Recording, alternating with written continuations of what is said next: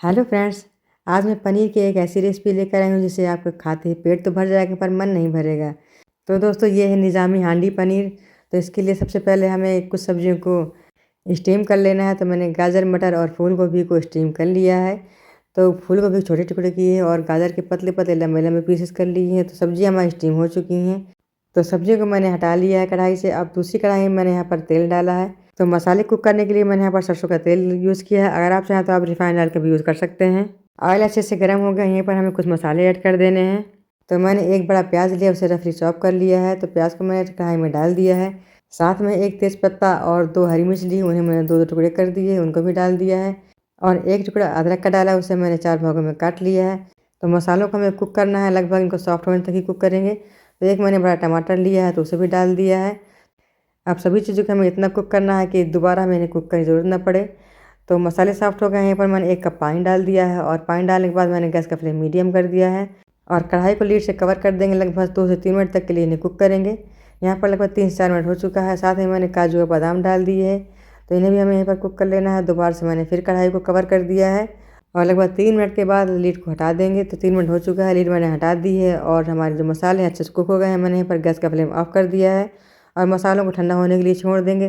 तो जब मसाले ठंडे हो जाएंगे तो इन्हें हमें ग्राइंड कर लेना है। तो मसाले हमारे ठंडे हो चुके हैं और मसाले ठंडे होने के बाद मैंने ग्राइंडिंग जार में डालकर उन्हें ग्राइंड कर लिया है। और सेम कढ़ाई को मैंने लिया, उसे साफ़ कर लिया है। तो साफ़ करने के बाद मैंने सेम कढ़ाई में देसी घी डाला है। तो घी मेल्ट हो चुका है। यहाँ पर मैंने 1 चम्मच बराबर जीरा डाला है और 1 चम्मच ही अजवाइन डालेंगे।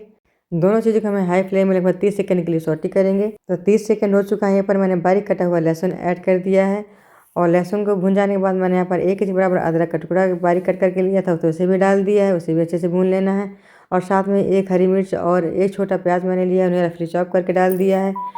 तो प्याज को भी हमें लगभग सॉफ्ट होने तक ही कुक कर लेना है। तो प्याज भी कुक हो चुकी है और उसका कलर भी चेंज हो गया है। यहीं पर मैंने 1 चम्मच के बराबर हल्दी पाउडर ऐड किया है। तो इसे भी अच्छे से मिक्स कर लेना है और 1 चम्मच धनिया पाउडर, 1 चम्मच गरम मसाला और 1 चम्मच बराबर मैंने भुना जीरा पाउडर ऐड किया है।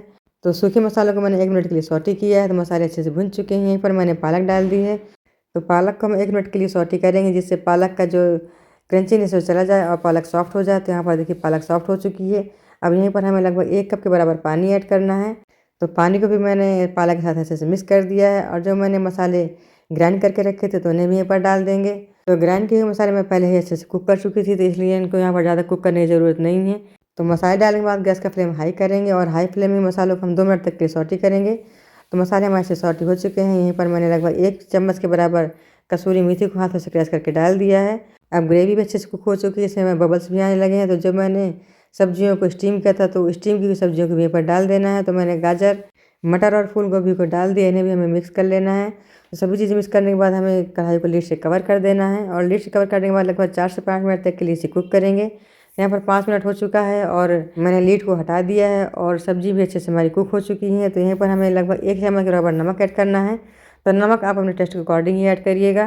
तो नमक डालने के बाद ग्रेवी में नमक को अच्छे से मिक्स कर लेंगे। तो अगर आप चाहें तो आप नमक को पहले भी डाल सकते हैं। तो अब यहाँ पर हमारी ग्रेवी रेडी हो चुकी है। तो मैंने पनीर डाल दिया है। तो मैंने पनीर के क्यूब्स कट कर लिए हैं। अगर आप चाहें तो आप पनीर को रोस्ट करके भी डाल सकते हैं, बट मैंने बिना रोस्ट किया हुआ पनीर ही डाल दिया है। तो अब पनीर को भी हमें ग्रेवी के साथ लगभग 5 मिनट तक के लिए लीड से कवर करके कुक करना है। यहाँ पर 5 मिनट हो चुका है और हमारी पनीर और इसकी ग्रेवी बहुत बढ़िया से कुक हो चुकी है। तो दोस्तों ये निज़ामी हांडी पनीर है और ये हांडी में ही बनाई जाती है, लेकिन मेरे पास हांडी नहीं है तो इसलिए मैंने इसको कढ़ाई में बनाया है। तो आप इस रेसिपी को एक बार ट्राई ज़रूर करें, बहुत ज़्यादा टेस्टी और हेल्दी रेसिपी बनती है। तो लास्ट में मैंने इसमें हरा धनिया का पत्ता डाल के इसे गार्निश किया है। तो गर्मा गर्म हांडी पनीर आप पूरी पराठा या फिर चपाती के साथ सर्व करें। तो अगर आपको निज़ामी हांडी पनीर की रेसिपी अच्छी लगी हो तो प्लीज़ आप इसे ट्राई ज़रूर करिएगा और कमेंट बॉक्स में लिख के बताइए रेसिपी कैसी बनी है। और इस रेसिपी को और वीडियो को लाइक और शेयर करना ना भूलें और चैनल को सब्सक्राइब करें। तो निज़ामी हांडी पनीर को सर्व करने के बाद मैंने इसे काजू और बादाम से डेकोरेट किया है। तो इसी तरह की नई रेसिपी के साथ नई वीडियो मिलेंगे, तब तक के लिए नमस्कार दोस्तों, bye bye, take care, thanks for watching.